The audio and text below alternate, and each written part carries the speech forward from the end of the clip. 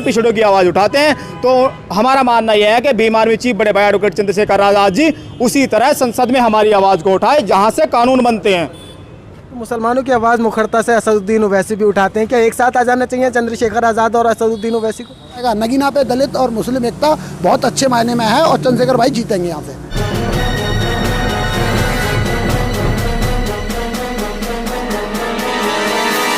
Media voice, आपकी आवाज। Media voice में आप सभी का स्वागत है। मैं हूं आपके साथ अल्फराज शेख। 2024 इलेक्शन को लेकर लगातार हम कवरेज कर रहे हैं, जनता से जानने की कोशिश कर रहे हैं कि आखिर माहौल क्या है, किन मुद्दों को लेकर वो वोट देने वाले हैं। इस वक्त हम सबसे ज़्यादा hot seat Nagina Lok Sabha seat पर मौजूद है, जहां पर एएसपी के राष्ट्रीय अध्यक्ष चंद्रशेखर आज़ाद चुनावी मैदान में उतरे हैं। नगीना की जनता क्या चाहती है इस बार के चंद्रशेखर आज़ाद जो मुखर होकर सड़क पर आवाज़ उठाते हैं, चाहे मुसलमान की आवाज़ हो या दलित की, ओबीसी की, तमाम मुद्दों पर वो मुखर होकर बोलते हैं। क्या नगीना की जनता इस बार उन्हें पार्लियामेंट में भेजेगी या नहीं भेजेगी? क्या नाम हुआ आपका? मेरा नाम पंकज बौद्ध। पंकज जी, क्या लग रहा है चंद्रशेखर आज़ाद नगीना से चुनाव लड़ रहे हैं, जिस मुखरता से वो आवाज़ उठाते हैं सब समाज की, पार्लियामेंट में पहुँचाएंगे इस बार? जी बिल्कुल, लोग तो कहते हैं 100%, लेकिन हमें 101% कहते हैं कि बड़े भाई एडवोकेट चंद्रशेखर आज़ाद जी अब की बार संसद पहुँचेंगे, पार्लियामेंट में जाएंगे। अब की बार उनको जो है एमपी बनाकर भेजेंगे हम लोग। सब समाज का वोट मिल रहा है, सिर्फ दलितों का वोट मिलेगा? नहीं, यहाँ पे जो है सभी समाज का वोट मिलेगा। SC ST OBC माइनॉरिटी संपूर्ण बहुजन समाज मिल अब की बार जो है भीम आर्मी चीफ बड़े भाई एडवोकेट चंद्रशेखर आज़ाद जी को संसद में भेजने का काम करेगा। क्या मुद्दे हैं आपके, किन मुद्दों पर जा रहा है वोट?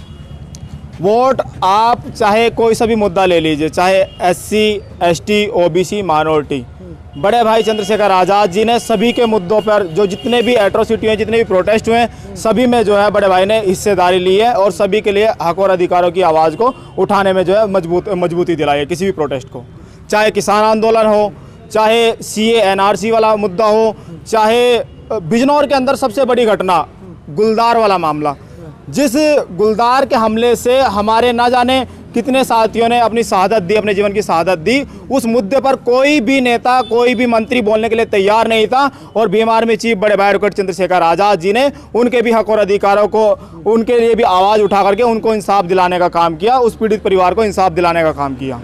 अच्छा, नगीना की जनता है तो बीजेपी को जिताती है, बसपा को जिताती आई है। इस बार पहली बार यहाँ से चंद्रशेखर आज़ाद लड़ रहे हैं, तो फाइट किसके बीच में आप लोग? देखिए, नगीना की जनता बीजेपी की तो नहीं कहूँगा, बट यहाँ से जो है BSP को जिता दी आई है। लेकिन अब की बार जो परिवर्तन देखने को मिला है, जो देश के अंदर शोषण और अत्याचार हो रहा है, चाहे वो SC ST OBC माइनॉरिटी हो। अभी हाल ही में एक घटना हुई थी रामपुर में बाबा साहब डॉक्टर BR अम्बेडकर जी के पार्क के अंदर जो घटना घटी, और उसमें सोमेश भाई को अपने जीवन की शहादत देनी पड़ी। और फिर उसके बाद उस मुद्दे पर भी कोई नहीं बोलता है और कोई आवाज़ नहीं उठाता है। हाल ही में जो विपक्षी पार्टियाँ थी वो बहन जी को टारगेट करती थी, लेकिन नहीं, मैं उस पॉइंट को रोकते हुए मैं एक बात कहना चाहूँगा, भीम आर्मी चीफ बड़े भाई एडवोकेट चंद्रशेखर आज़ाद जी की तरह बड़े भाई आकाश आनंद जी भी युवा हैं, उनको तो जो है रामपुर पहुँचना चाहिए था। अगर उनके अंदर बहुजन समाज की पीड़ा होती, बहुजन समाज का दर्द होता, वो अगर अपने बहुजन समाज को अपना परिवार समझते तो उनको एक बार रामपुर जरूर जाना चाहिए था, क्योंकि वो युवा हैं। बहन जी के ऊपर हम कटाक्ष नहीं करना चाहते, बहन जी हमारी आयरन लेडी हैं, नेता हैं, लेकिन बड़े भाई एडवोकेट चंद्रशेखर आज़ाद जी की तरह जो है आकाश आनंद जी को जो है रामपुर पहुंचना चाहिए था। वो दरअसल वो समझेंगे ही नहीं, क्योंकि जो चांदी का चम्मच मुंह में लेके पैदा होता है उसको क्या पता कि हाँ धरातल पे आगे कैसे मेहनत की जाती है, कैसे जो है खेत में जो है सोना उगलाया जाता है, कैसे जोतना पड़ता है खेत को। तो ठीक वैसे ही तो चांदी की चम्मच वाले नेता हैं। राहुल गांधी पर जैसे आरोप लगते थे, आप ऐसी आकाश आनंद पर आरोप लगा रहे हैं? जी बिल्कुल, वो युवा है, उनको हर जगह जाना चाहिए। यहाँ भी कोई प्रोटेस्ट होता हो, आज तक उन्होंने जो है, बताओ रामपुर गए क्या? सबसे बड़ा मुद्दा अभी हापुड़ में गालंद गाँव में हुआ है, वहाँ पे कुछ नहीं हुआ अभी तक, बताइए। तो आपको क्या लगता है यहाँ पर फाइट आपकी BSP के साथ में, किसके साथ में? हमारी फाइट किसी से नहीं है, हमारा एक ही लक्ष्य और एक ही नारा है कि जो हमारे हक और अधिकारों की लड़ाई ज़मीनी स्तर पे लड़ेगा वही जो है संसद पे राज करेगा, जो बहुजन की बात करेगा वही संसद पे राज करेगा। जी, जिसकी जितनी संख्या भारी उसकी उतनी हिस्सेदारी। अगर भीम आर्मी चीफ बड़े भाई एडवोकेट चंद्रशेखर आज़ाद जी मुस्लिमों की आवाज़ उठाते हैं, दलितों की आवाज़ उठाते हैं, पिछड़ों की आवाज़ उठाते हैं, तो हमारा मानना यह है कि भीम आर्मी चीफ बड़े भाई एडवोकेट चंद्रशेखर आज़ाद जी उसी तरह संसद में हमारी आवाज़ को उठाए जहाँ से कानून बनते हैं। तो मुसलमानों की आवाज़ मुखरता से असदुद्दीन ओवैसी भी उठाते हैं, क्या एक साथ आ जाना चाहिए चंद्रशेखर आज़ाद और असदुद्दीन ओवैसी को?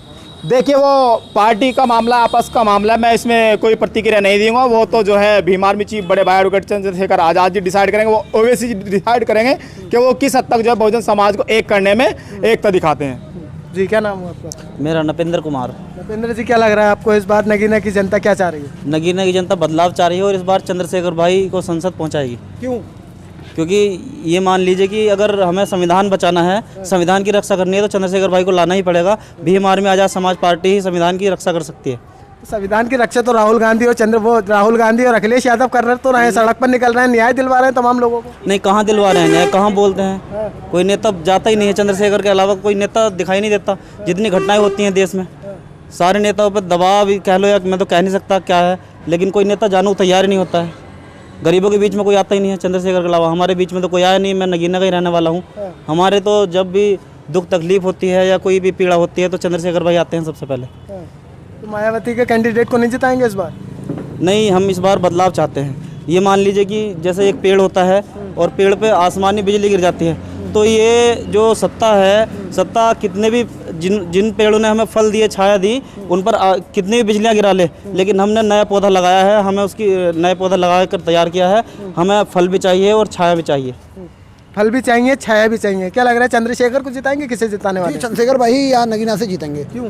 वजह? क्यों जीतेंगे? यहाँ का जो मुस्लिम समाज है बहुत प्यार करता है चंद्रशेखर भाई से, क्योंकि वो आए दिन मुस्लिम समाज के मुद्दे उठाता है। और यहाँ का दलित वर्ग है, यहाँ का जो पिछड़ा वर्ग है, वो सारे लोग यानी सैनी समाज के लोग गांव-गांव जाकर देखा है, हमने पूछा भी है, लोग कह भी रहे हैं कि 2022 का चुनाव नहीं देखा, तमाम जवानी कुर्बान की और भरपूर वोट अखिलेश यादव के समर्थन में दिया है मुसलमानों ने। देखिए, यह समय समय की बात होती है। आज समय है कि बड़े भाई चंद्रशेखर आज़ाद जी ने कहीं पे भी पूरे भारत के अंदर कहीं पे भी किसी भी वर्ग पे अत्याचार अन्याय हुआ तो वहाँ पे चंद्रशेखर आज़ाद जी जाके खड़े हुए और उन्होंने उस लड़ाई को मजबूत करने का काम किया। जहाँ पे जो सारे लोग हैं ना वोट लेके बैठ जाते हैं, वो लोग बैठकर जो लोग वोट लेके बैठ जाते हैं वो लोग सिर्फ वोटों की राजनीति करते हैं और वोटों की राजनीति करते हैं, लेकिन सही मायने में न्याय दिलाने के लिए कोई भी जमीन पे नहीं उतर रहा। अखिलेश यादव नहीं उतर रहे? कहाँ उतरे हैं बताओ? कहाँ उतरे हैं आप बता दें।